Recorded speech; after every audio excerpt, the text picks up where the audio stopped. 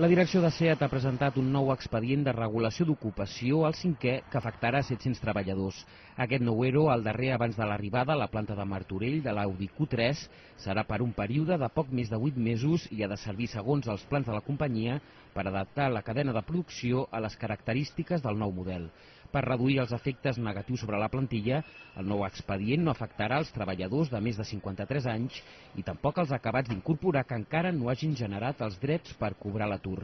En aquest sentit, cal recordar que els treballadors afectats per un ERO temporal reben una prestació del 70% del sou, al qual, en el cas de SEAT, cal afegir un complement pagat per la companyia que augmenta la quantitat rebuda fins al 80% del sou o al 100% en cas que durant el període d'inactivitat faci programes de formació. Ara s'inicia el procés negociador entre l'empresa i els sindicats, que s'allargarà durant els pròxims 15 dies.